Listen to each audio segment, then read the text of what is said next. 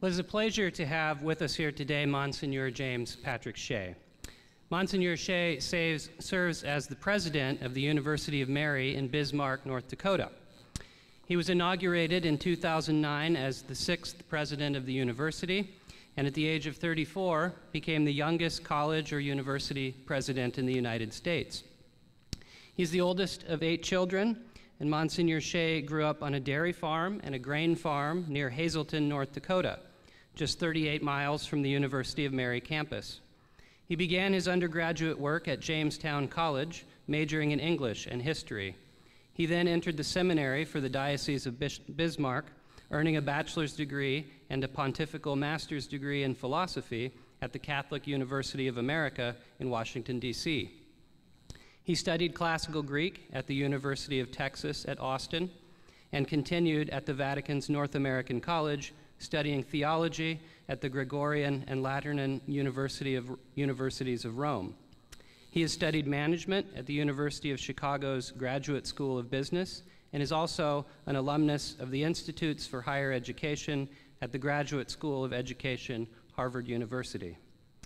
A former high school teacher himself and deeply committed to the education and formation of young people, Monsignor Shea has been an inspirational teacher and mentor for many students. Please join me in welcoming Monsignor James Patrick Shea.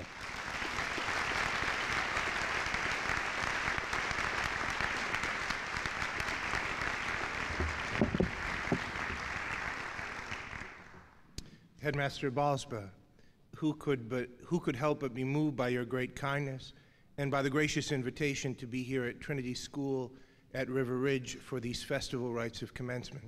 Thank you. This is a day of great gladness, especially in some ways for all who labor here at Trinity in the noble work of education and formation, especially for the faculty, teaching and serving through the passage of every season. I know something of the love that you must have for these graduates as a former high school teacher myself. What fine work you have done, both in time and for eternity. Graduates, join me in thanking your teachers.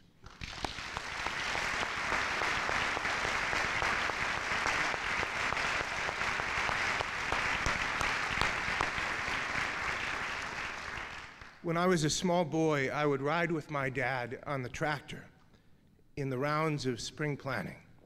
It was near this time of year, not so long after the feast of St. Isidore the Farmer, when we would finish the last round. My father would shut down the tractor, all would go quiet, and he would drop to his knees in the black North Dakota prairie earth, pleading with God that the rains and sun would come, not winds, nor storms, nor drought, nor hail, that he might feed his family. That vision of my father is fixed in my mind, for he was planting both seeds and faith.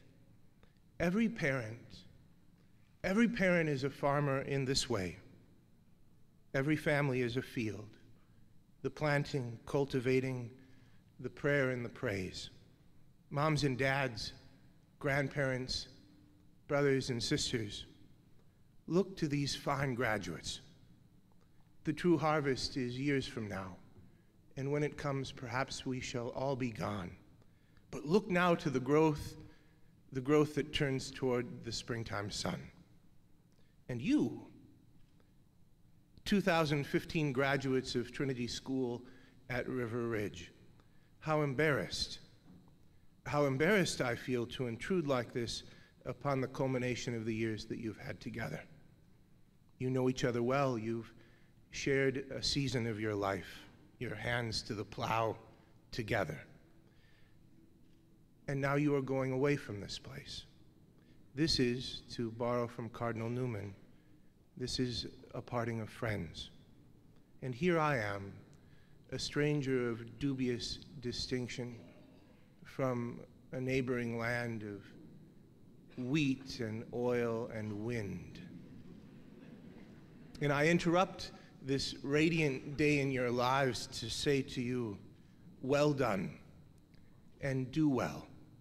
By saying well done, I mean to acknowledge that you have achieved something truly remarkable you have been pursued, you have pursued and you have been initiated into a great end, a classical Christian education.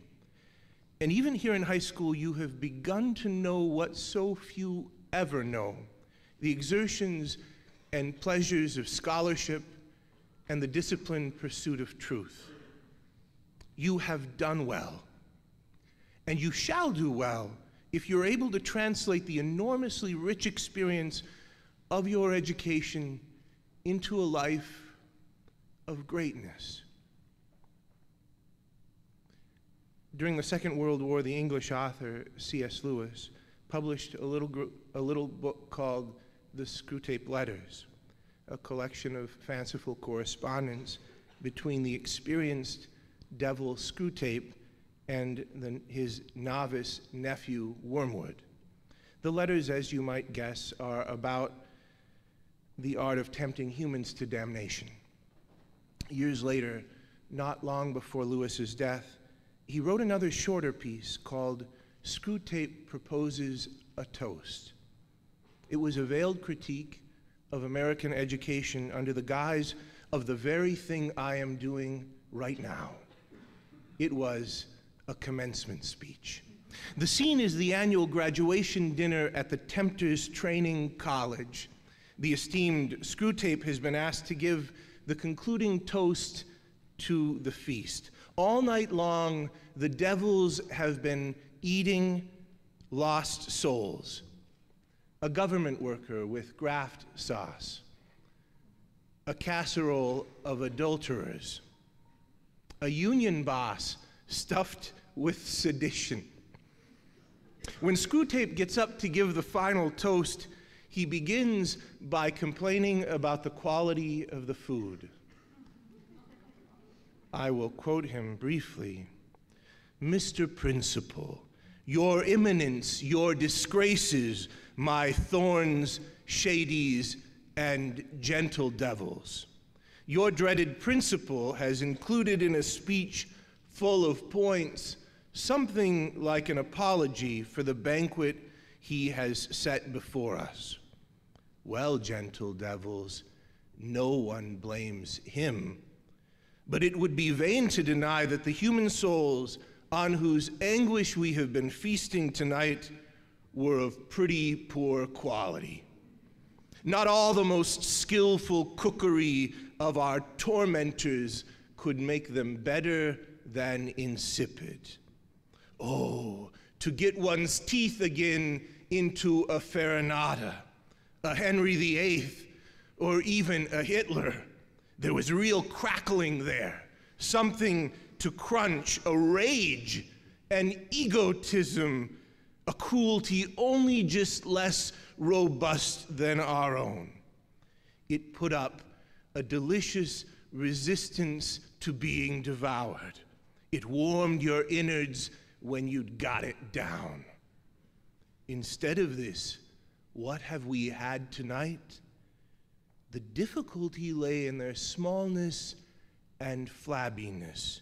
Here were vermin, so muddled in mind, so passively responsive to environment, that it was hard to raise them to that level of clarity and deliberateness at which mortal sin becomes possible. Screwtape goes on to say that though the food is beastly and so mediocre, there is much, much more of it. And as a result, it's a change in a good direction. The souls are individually so little, but they are so many more. Well, everybody, whatever might be said about America's problem with obesity, in the matter of souls, our difficulty is not that we are too large. It is that we are too small. Our culture is a breeder of the small-souled human. Our dominant philosophy is that of naturalist anthropology. If we are simply an accidental byproduct of an arbitrary evolutionary process with no reality beyond our physicality, it's difficult to have a seriously high view of our nature. A random association of molecules can't be called to greatness. We are left with what is consumerist, comfortable, self-absorbed. Our way of living is oriented to mass-produced mediocrity rather than to that careful craftsmanship which is worthy of the human. How much creeping despair is caused by the tawdry content of electronic media and the instant add water and stir shopping mall environments which we inhabit. I say this knowledgeable that the shoot of Trinity School at River Ridge first was planted in the shadow of the largest shopping mall in the world. And thus we are caught up in small fears, concerned about petty things, carriers of that great modern disease, acedia, sloth, that sadness that comes from refusing to embrace true greatness, and the corresponding symptom of acedia, the desperate need to be distracted. That is why we lunge into physical and visual pleasure. We are desperate to be distracted. What we are missing, graduates, listen, what we are missing is magnanimity, the virtue, the habit of greatness of soul.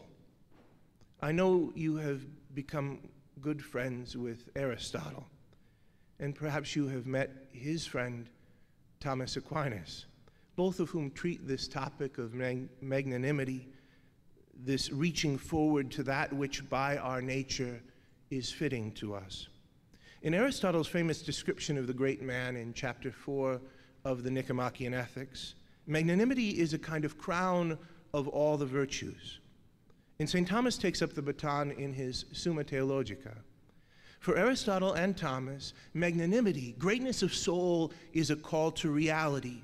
It isn't an attempt to inflate ourselves by whatever means so that we can lord it over others, which is pride and presumption. It is rather the task of taking hold of who we really are. It is concerned with great honor and with what is truly honorable. The difference between these two great minds is that the Christian virtue of humility, something of an unknown virtue in the ancient world, was not in play for Aristotle as it was for Thomas. For the angelic doctor, for Thomas, humility is a key aspect of the virtuous man. His understanding of the relationship between magnanimity and humility is both surprising and delightful. He says that both of them, magnanimity and humility, are based on a true perception of who God has made us. Magnanimity urges us to take hold of the greatness of our call, and humility reminds us that this greatness that we're called to take hold of is a derived greatness, a share of God's own greatness, and this keeps us from self-exaltation. Christ calls us to greatness, to true greatness. Christ assumes that his disciples want greatness, and he encourages this desire. So we must ask this question then: what does Christ mean by greatness?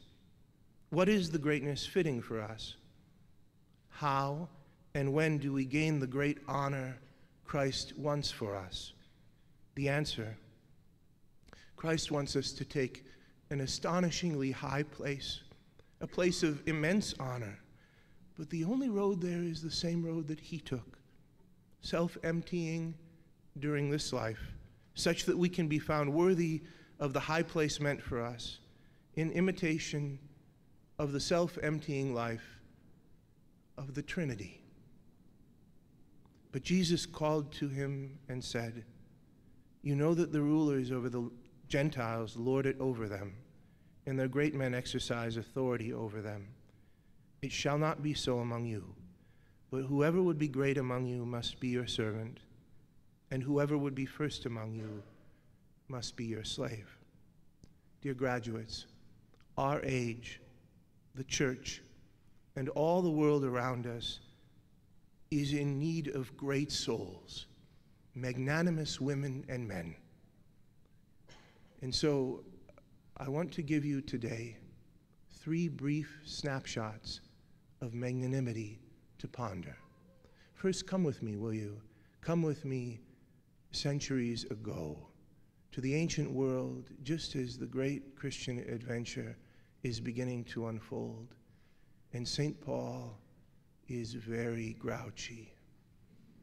St. Paul is upset. He is upset with the Corinthians. They're quarreling among themselves.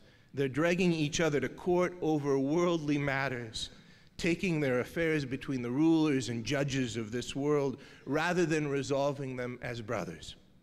As he is rebuking them, as he is expressing his dismay at the Corinthians, he writes the most extraordinary thing, this sentence: "Do you not know that we shall rule over angels?"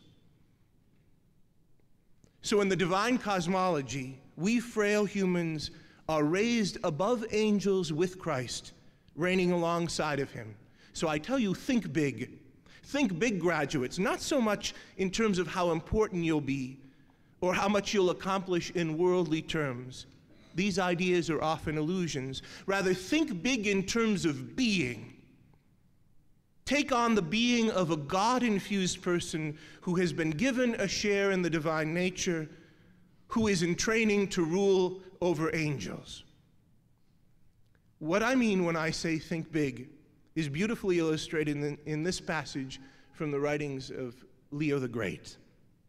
Rouse yourself, man, and recognize the dignity of your nature. Remember that you were made in God's image. Though corrupted by Adam, that image has been restored in Christ. Use creatures as they should be used: the earth, the sea, the sky, the air, the springs, and the rivers. Give praise and glory to their Creator for all that you find beautiful and wonderful in them. For we are born in the present, only to be reborn in the future. Our attachment, therefore, should not be to the transitory. Instead, we must be intent upon the eternal. Let us think of how divine grace has transformed our earthly natures so that we may contemplate more closely our heavenly hope. There's your first snapshot. Think big. Second, I'll tell you something about the county in which I grew up. I grew up in Emmons County, North Dakota, which was a major place of settling and homesteading for an ethnic group called the Germans from Russia, although my family was Irish. These Germans from Russia, over the course of 2 centuries, left heartbreak in Germany for heartbreak in the Russian Empire on the shores of the Black Sea, and finally found happiness and security, everyone, in North Dakota. These German Russians were a people with enormous capacity for hard work and faith. And the most famous German Russian was a big band leader named Lawrence Welk, who grew up just down the road from my great-grandfather's homestead. If you go to Emmons County, and I see in your eyes that this is just the thing you want to do. If you go to Emmons County, you will find that the German-Russian people built, soaring from the prairies, great churches of stone and brick and glass.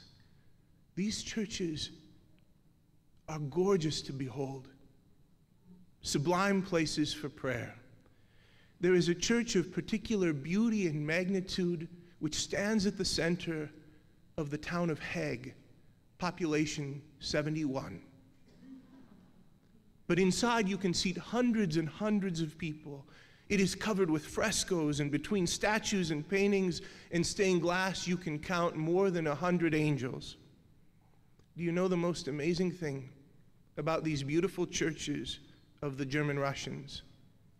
They built them while they and their families were living in sod houses with dirt floors. This second snapshot holds up a strong instinct in the Christian tradition, a leaning toward transcendent beauty in the environment and personal austerity and simple living in the individual. Are you following me? Deep beauty in the environment, simplicity and austerity in one's personal life. These two taken together, beauty in what we share, simplicity in what we have, this combination makes for great souls. Think of the churches of the North Dakota or the Minnesota prairies, built for the glory of God. Think of the Benedictine and Carthusian monasteries of the High Middle Ages. Consider the luminous lives of centuries of Christian saints, invariably simple but beautiful lives. When we lose sight of how to live this way, we become experts in ugliness and in comfort. Both of these, ugliness and comfort, lead to anemic, small souls. Graduates, I've thought this for a long time, that the trouble with us is that within our souls there's just this very small gap. It's a distance which is too small. The distance between apprehending beauty and wanting it just for ourselves. This touches upon something which Jessica said in her extraordinary valedictory address about beauty. When we experience beauty, there is just such a small place between knowing it and then wanting it for ourselves. When we see a beautiful woman, we say, oh, she's beautiful. But it's too short between that and I want her, give her to me. So too with beautiful things, the glittering things of the world. And the secret in our lives is to experience and to find, to seek out and to know beauty which we cannot have for ourselves. And this is therapy for our souls. Nobody but a deranged person walks into Chartres Cathedral and says, I want this, give it to me. That's crazy. It's the same thing. It's the same thing with Beethoven's or Mozart's symphonies. It's the same thing with the Grand Canyon. The treasures of nature and culture and grace, the great beauties within them are meant to be experienced such that our hearts can expand, and there is room to know the beautiful without grasping onto it, without in savage greed wanting it for just ourselves. Create, therefore, this combination in your lives. Environments of true beauty and personal regimens of simplicity and austerity, because you know what this does? It reminds us that we are royalty awaiting our true home. There's your second snapshot. Thirdly, and lastly, when I graduated from the Catholic University of America, the commencement speaker, I shall make you so envious, was not me. It was the Archbishop of Chicago, who was brand new at that time, Cardinal Francis George. Cardinal George was an eminent teacher of the faith and an outstanding scholar, but his message that day for us was very simple. I remember it to this day, although tomorrow you will remember nothing of what I said. He said, God is not passive but active. God is involved in his creation, and just so we should be active and not passive, we should be engaged and grappling in real life. This is a tremendous challenge for our time, an age passive and decadent and distracted. To be actively engaged in real life, you will have to have the courage to wean yourselves from the great electronic pacifier, which we suck on by the hour, and which tends to form our minds and our desires. Determine that you will be the one who decides what goes into your head, what you spend your time thinking about, who you will invite into friendship. And even while being active, seek that greatest act of contemplation, even in the midst of busyness. And I mean here both spiritual contemplation and intellectual contemplation, prayer and thought. Constant activity and lack of contemplation makes for superficiality and smallness. But contemplation opens us to the invisible, the world in which our true nature finds its place. It therefore leads us to freedom and greatness under the liberating rule of Christ. 2015 graduates of Trinity School at River Ridge, I ask you to think big, to embrace both beauty and simplicity, and to be active and not passive. I ask you these three things because I want to invite you to dare great things in Christ. Put fear aside. Don't be limited by what you see of yourself today, for God uses the weak and the small of the world to accomplish great things. You are called to great things, and your fine education, the best of gifts from the best of parents and the best of teachers, has equipped you to grasp the greatness that is fitting to you. This is both a privilege and a responsibility and a great, great joy. The one who pursues this greatness of soul, magnanimity, the one who pursues this will not have an easy road, but it will be a road of true goodness that will end in glory in Christ. It is the only road worthy of us if we rouse ourselves, recognize who we are, and rise to the true dignity of our nature.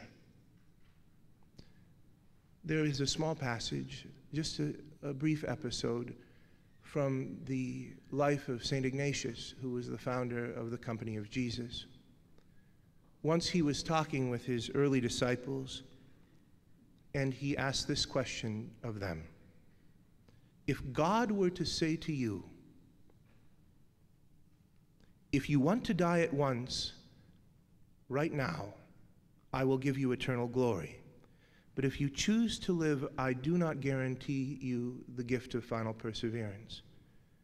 If you thought that by remaining on earth you would be able to achieve some great thing, what would your choice be?